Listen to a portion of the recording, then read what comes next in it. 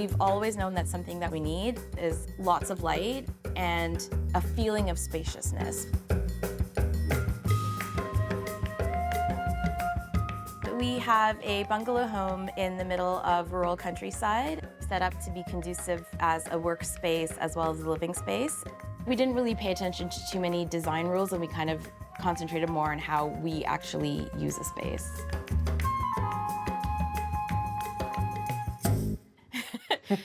We are Pratha and Saty. We are a photography duo from Toronto, and we moved out to the town of Bloomfield in Prince Edward County about 6 years ago. The vibe of our home, I would say, is just very open and light-filled and airy. It's flexible in the way that we can host people, whether it be for work or for friends to come and stay with us.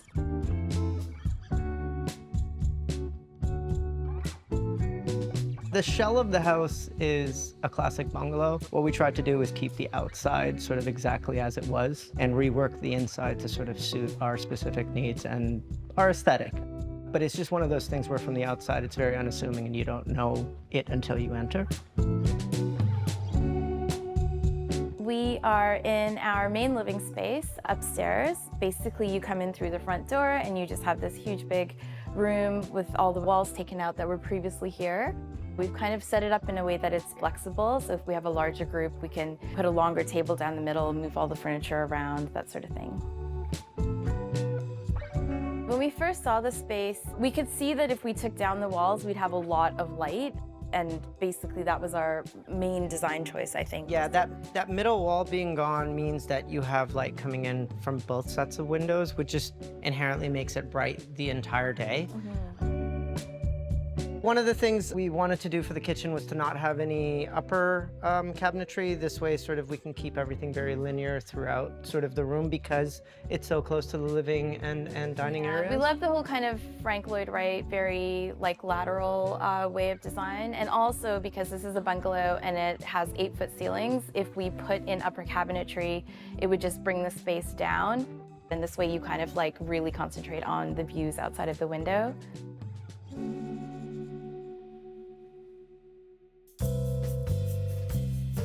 The picture window is original to the house. We use it as a way to segment up the space. So this kind of is an outline of like where we wanted to put sort of the living room, and it's kind of centered on the view. So when the sun's setting over there, it basically goes through this other tree that we have here, and it turns into this dappled situation on this wall. And it literally looks like a group of 7 painting. I don't know how much more like Canadiana you can get. It literally looks like a permanent screensaver of serenity when you look out. This is one of the things that we've sort of had the longest that's in the house. This is one of 2 chairs that we had bought for the studio 10 years ago or something like that. And it was sort of a big price tag purchase, but on the flip side, it's 10 years later and it's still just as great as the first day. It's got more patina, and if anything, it's sort of warmed a little bit. Also, we kind of do like Eames pieces in general because they were a working couple as well, and I feel like that's like a really sweet connection.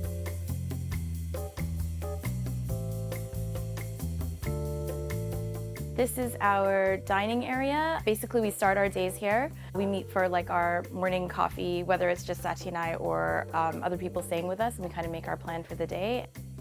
It is a table that we got off of Kijiji, and we thought it would be sort of a temporary, but it stayed with us throughout because we realized that it just gets crazy abused and then we never have to worry about it. We don't have to be precious about it. Yeah. Anything can happen to this and it's fine.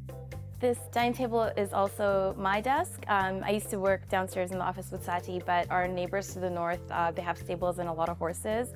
So it's something really pleasant about just like doing administrative tasks or retouching or doing something super rote and then just being able to look out of the windows. So this tends to be my kind of workspace.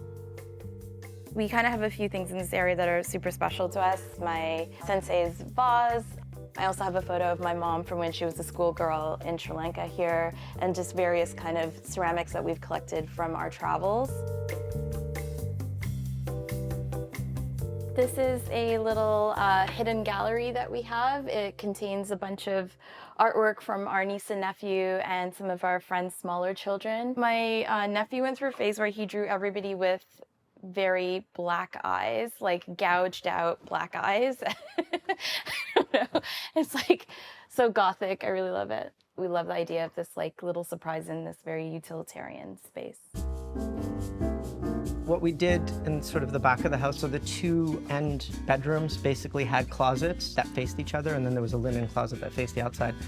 Because we knew we were going to use it more like as a country house, we could do away with those closets, which then opened up the idea of putting a window there. It's like a picture frame window, doesn't open, doesn't do anything else, but you feel the outside while you're sitting inside the house. When we first got our property, our best friend was like, make me a pink room. And, you know, people say things to us and we just do them. And I think they don't really. We just thought it was so absurd to do an entire room in pink. We ended up taking out the closet that was in there and we kind of filled it up to make a little bit of a reading nook. Any young child that comes through, they just love to crawl in there and like read and take a nap and stuff like that. I might have taken a nap in there once or twice. I feel like we kind of did it sort of for children. The other room, it's much more calm and peaceful. We've spent so much time working out of hotels, and we kind of know the basics of what you need if you're on the road. So each room has a very simple thing to hang your clothes on. There's like a steamer in the room, it's a nice, comfortable bed, but they're just very basic. We just tried to put a few things in there for people to kind of like feel that they're, you know, cared for, but not too many things that it's like cluttered.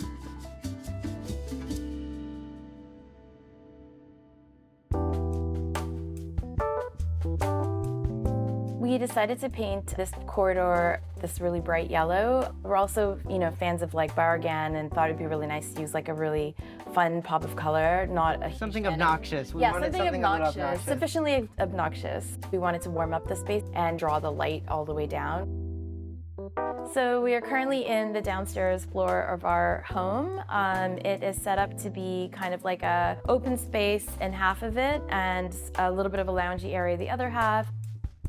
And we kind of worked with the proportions that were already available.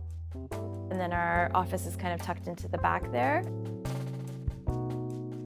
And it's also kind of overflow for when we have extra guests, and it kind of works towards however many people are in the space at any given time. It sort of mimics the upstairs in that it's just like a big, giant room that can be used in sort of different ways. This is a predominantly relaxing space. Usually, you know, we'll have the fire going, you can pull up extra pillows and things like that. It's very much about just not doing any work.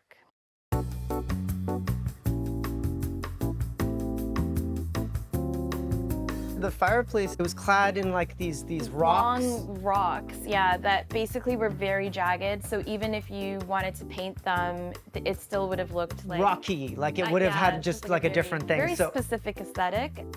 Everybody who was local was like, no, just get a gas fireplace, put it in there. You hit the switch or whatever. We're like, no, like smell of fire, smell of wood. It was very novel to us. We've never had a fireplace. 100%. And our amazing contractor, who is just like, was so generous and gracious and found sort of ways, listened to all of our stuff and sort of made it work, basically figured out a way to still have the drywall, have it be sort of fire safe and get this look that we wanted. And we wanted to keep a few of the original features. So this is the grate that came with the property, and also this like original hearth. And the flue, like it's all original to the house from before. I think that concrete is like, I mean, it's a finite resource, so, you know, we're very thankful for it. Our contractor, they were just like, what flooring do you guys want to use? And we're like, why would we come? Oh, bless them. They don't, like, that is such a common thing of like, you want this? Like with the marks and stuff? You don't want to put like, you know, gray flooring? And we're like, no, leave it like this. It's like, really, I don't know, it's super cool to us. You can kind of see where all like the foundations were for previous rooms. It's just so beautiful and like utilitarian. It's just an really honest material. Yeah. It's just a hardworking, honest material. It sort of can stand the test of time, and anything that's that functional and honest, we just have an appreciation for. We can see how we can incorporate elements into our space that aren't super alien to the environment, you know, that actually makes sense to the land that we're currently in. I was born in Iran. My mom had an uncle that had like a country house outside of the city space that lots of other family would like come out to. This is going to get a little morbid, but like obviously during the Iran-Iraq War, the city that they were in was the city that Saddam Hussein had said he wasn't going to bomb. So it was kind of refuge for the bigger family sometimes. So there would be, you know, literally 40, 60 people in this house at sometimes. And the warmth and the sort of bonding, there was just something that definitely stuck with me. And then I think the specificity of this place when we found it, where the bones, the bungalowness, the being attached to a farm. Bungalows are pretty inherent in like, you know, like Sri Lankan architecture too. My dad's family had a really beautiful bungalow kind of in the mountainside. It is something that's probably in our DNA that we didn't really articulate to each other. 100%. One of our favorite things is this amulet that we brought back from Kyoto, and it's typically given to couples when they marry, and it symbolizes sort of the close bond of a family unit. This is more of a lounge area. We use it to lie around on and watch movies, which we project on the wall. Especially during the winter months, we'll have the fire going, and we have a small low table that we have down here, and we'll use that to eat dinners and kind of, you know, if we have very close friends over, we'll all like sit around and just talk through the evening. So again, it is a space that works in a few different ways.